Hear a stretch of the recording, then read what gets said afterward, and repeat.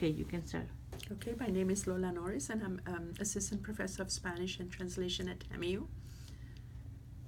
Okay, and how you deal with the stress for yourself and the stress with the students?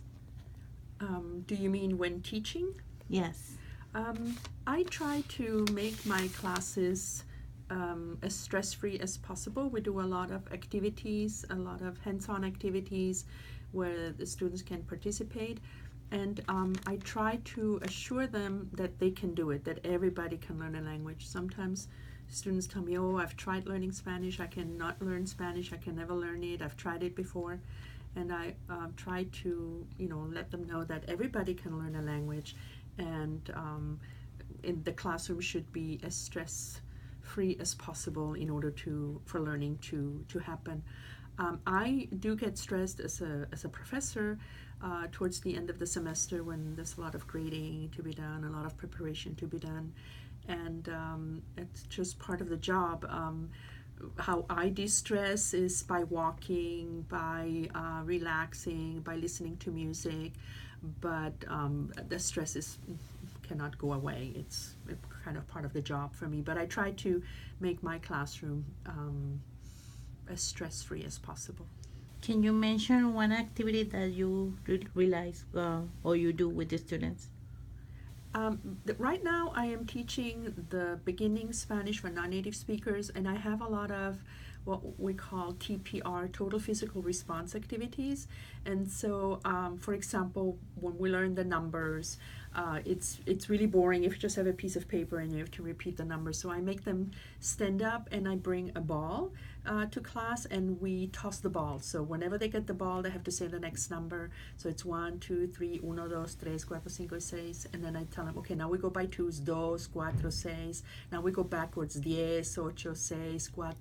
So we do a lot of activities that require them to actually be physically active by tossing the ball, by tossing it to a classmate and catching them unprepared, and there's a lot of laughter, and there's a lot of it's fun while they're learning, while they're learning something that could be boring and rote.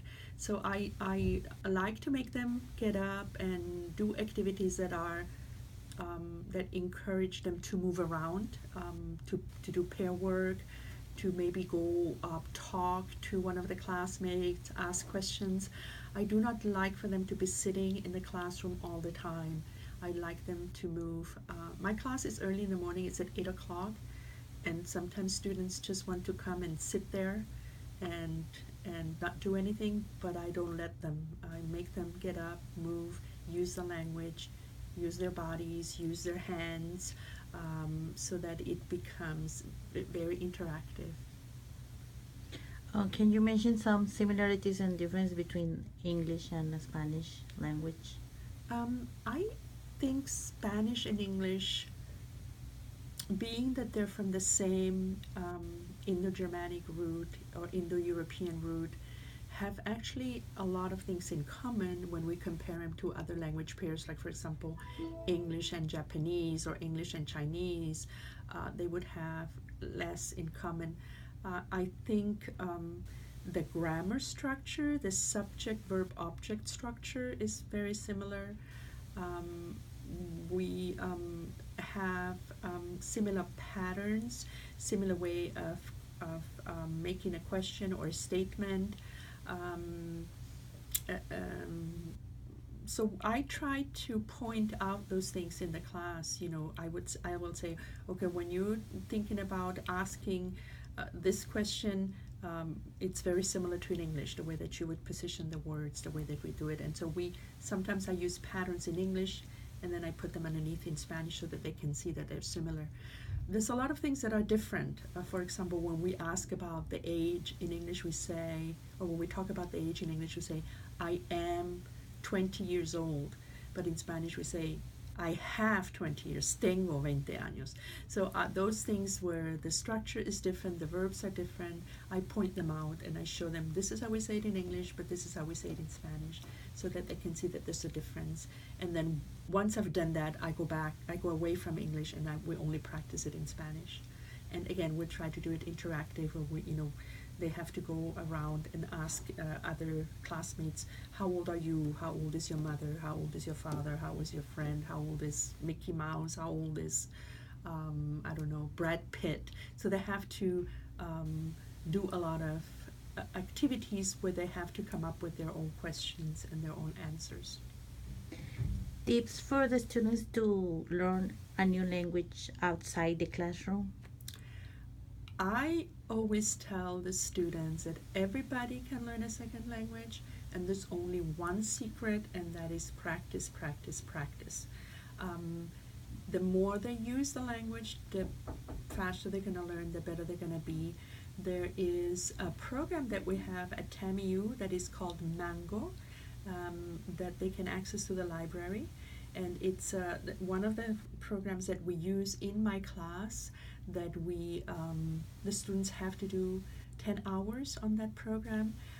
It's readily available for students at TAMIU to use in the classroom. I think there's also other programs that they can use on the internet, like Duolingo and Life Mocha. There's a couple of others that they can use for free. But again, it's practice, practice, practice. Have a friend, talk to a friend, use Spanish in texting, in writing, in communicating, and just like everything, 10,000 times. If you do it 10,000 times over a period of years, you will be good at it. If you don't practice, if you don't put any effort in it, you will not be good at it. Okay, thank you so much. Any final thoughts?